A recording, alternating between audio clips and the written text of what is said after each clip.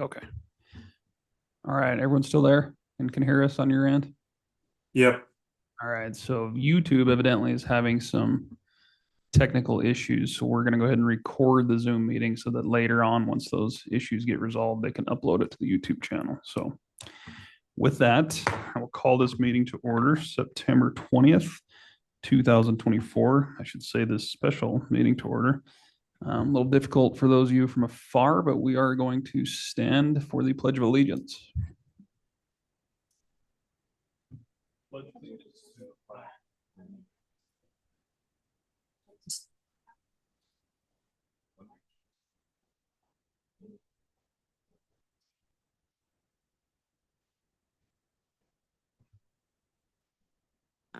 Okay, thanks all. We do have a quorum present today with three commissioners in attendance here in the chambers. We also have Commissioner Richards and Commissioner Jones remotely.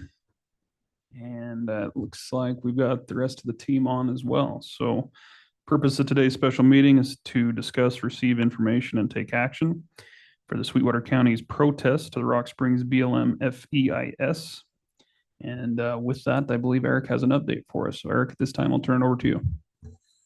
Thank you, Mr. Chairman, and thank you, Board of County Commissioners, for meeting today. Just to give you, we met yesterday concerning the letter of protest, myself, Danielle, and John DeLeon. And there's some, just to kind of go through some things that are in the letter that are still outstanding to add that we talked about yesterday. One of them was the socioeconomic information, which I sent over to Danielle yesterday afternoon. So that will be updated in that section. And basically that's just going over some of the socioeconomic negative effects that the proposed resource management plan will have on Sweetwater County if it's potentially passed.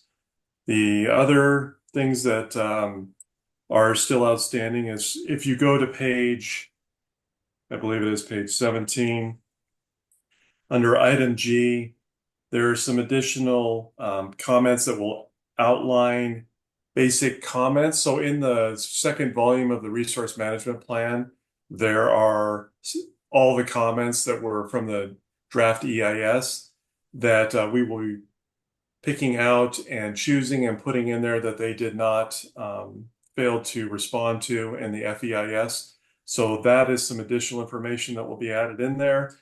Gene Legursky sent me over, Public Works Director, some information concerning the road impacts and what those will have with right-of-way exclusion areas. So that was also sent over to Danielle yesterday. The all in all, we feel really good. Oh, the other thing is the exhibits need to be added in. Some of the maps that are Megan Toomer, our GIS planner, took some overlays from the BLM, had some GIS data that we overlaid as far as some of the leases that are, as far as the federal leases that are out there, and some of the effects those right-of-way exclusion areas have on those. That's just some examples of what the effects that we'll have on there. So there's those things that we have that will be included in there. And the biggest thing, when you look at this letter and the protest is BLM's lack of following procedures and process. Those are a lot of things that are outlined in the protest letter that we highlighted. And those are the things I really have, Mr. Chairman. So what we're asking today is for the Board of County Commissioners to approve the protest letter and motion to authorize chairman to sign and authorize staff to make final edits. So really the substance of the protest letter is not going to change. It's just adding supporting information such as exhibits and some of the stuff that I outlined just a few minutes ago is just pulling out certain comments that were not addressed in our original letter. So I don't know, Danielle, if you had anything to add, or John, that's all that I have. I think you covered it all. Thanks, Eric. I have nothing else to add either. Mr. Chairman, Commissioner Toman. I have a couple of questions for you. I know on the socioeconomics, I'm not sure what you're going to say, but the cooperators were heavily emphasizing they use a REMI model And they used the 2012 version, then they went to 2016, but both Remy and Implan, I'm sure that's what you're going to comment on, was not done after 2016. That's almost 10 years ago on the socioeconomic impacts. The other question I had is that 2,500 grazing AUMs, I believe was down in Red Creek. They told us that they were putting that back in there and they didn't. So they have reduced, I don't know, it's not quite 2,500 grazing AUMs. It's an out-of-state person that owns the land. He has not been using them, and he wasn't aware that he could lose them if he didn't use them. I think you're familiar with that, Danielle. Those AUMs in Red Creek. I think it's Red Creek. I don't know if this is the place where you want to comment on. I'm sure they're going to protest it now that they've been made aware of it. So I don't know if we need to comment on it, but the fact they told us at that last cooperative meeting that they weren't going to take those out, and then they did anyway. So I can probably address Mr. Toman, the socioeconomics. What they did, what they provided I believe that was in our original comments. There were some comments concerning the negative effects of socioeconomics. It's going to be a very brief section of this. If we get down the road of an appeal, socioeconomics, where you look at it as what kind of harm will be on the county, if that'll be the appropriate time that you actually bring up a little more detail of some of the socioeconomic information. The biggest issue that we saw when we went through it was that when they really didn't do much of a socioeconomic concerning the proposed resource management plan. They only provided a range. Just take, for example, on the fluid mineral leasing, which is oil and gas, they only provided a range of what effects it could have on our economy as far as economic output. So that's generally where our comments are going with that, is that instead of saying, okay, these are the effects based on some of the management actions and decisions that were made and the maps, they just provided a range between alternative B and D. And that's all that really was done as far as that we saw in the socioeconomic information. Yeah, Appendix N and O, that's what they did. It was between B and D, but it was based on 2012 and 2016 data. It wasn't even current information. Right, correct. I don't know anything about as far as the Red Creek stuff. I don't know, Danielle, if the coalition's gonna comment on that. Yeah, I'm not sure if I know specifically what part of it they're talking about, but I do know, and I know Department of Ag may be addressing this, but it was an exclosure that they're closing to livestock grazing. And I don't know if that is in the same area. It was for a special plant exclosure. So I don't know if that's what they're talking about in terms of potential AUMs being impacted. Yeah, my understanding was it was that special ranch that hadn't used their AUMs and they thought they wouldn't miss them. And then all of a sudden, some Dickinson's made them aware of the fact they were going to lose them. And then they got all alarmed. So I don't know if they're going to comment too. I just wanted to point it out.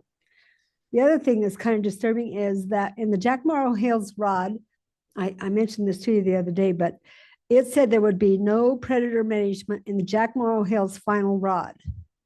And so during the cooperator meetings, we said, no, we've got to correct that in this RMP. And now they're saying, well, the Jack Morrow Hills alternative A is going to stay the same. That means that there will be no predator management in that whole big old area over there. And Game and Fish even got alarmed. And in the cooperator meetings, I talked to Kevin Spence this morning in our WLCI project meeting, and he'd forgotten about that part of it. It's the elk parturition area for calving and everything else. So they did want predator management in that area, which would be now the Steamboat Mountain ACEC, that Jack Morrow Hills thing. So I can't find it. I searched, there's nothing in under predator management about that. But if they go to alternative A for Jack Morrow Hills area, that means there would be no predator management if it hadn't gotten changed. And it should have been an alternative D where we tried to change it in the cooperator meetings, but I couldn't find it.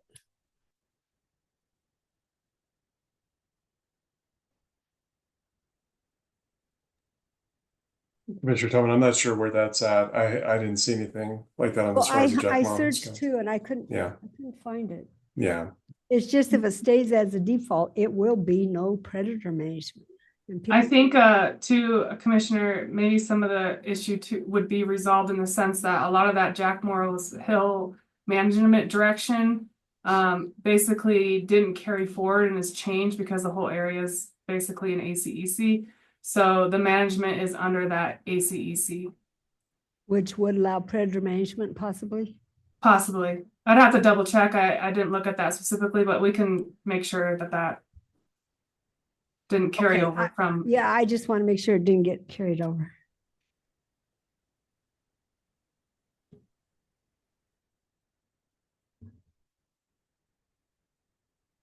Did you have anything you wanted to add, John? Just, I think, just following up on what Commissioner Toman identified, I think Danielle and Eric, I think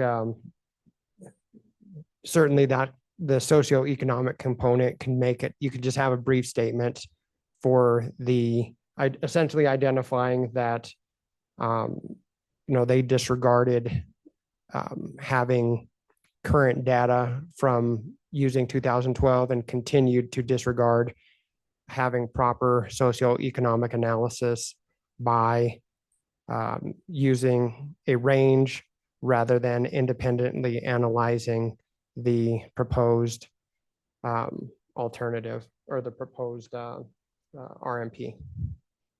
Well, as well as the range, it's also 8 years old. The data is 8 to 10 years old. So I think that would be enough to have it on the table if you did down the road decide that you wanted to include that in the appeal. I think you guys did a good job though of commenting and talking about how they ignored the cooperators and all of our work and the alternative D. So, I mean, you guys have done a great job of pulling out all the legal pieces.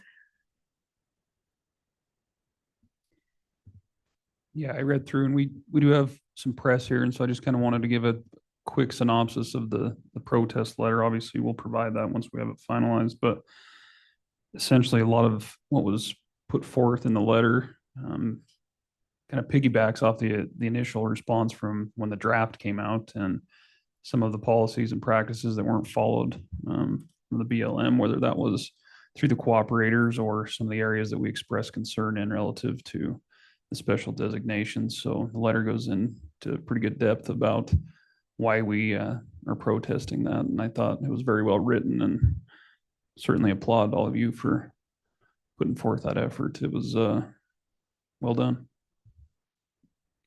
Any other commissioners have any feedback or comment on the letter? Commissioner Jones? Yeah, if I could, I just wanted to highlight one part in there at the end that I really appreciate you all putting in there, which was pointing out that the governor's task force was not a cooperator. We were pretty much just there to advise the governor. So I really appreciate that. Well, so do I after 12 years. No. How many? Let's double it.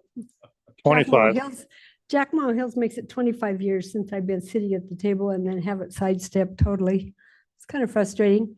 And the fact that we adopted a federal land and resource use plan and policy, and they basically ignored that also. And you mentioned in there that I'd sent an email to him, but I also had delivered a written copy to Kimberly as well. So they had that document in hand and they chose to not respond to it. Any other comments?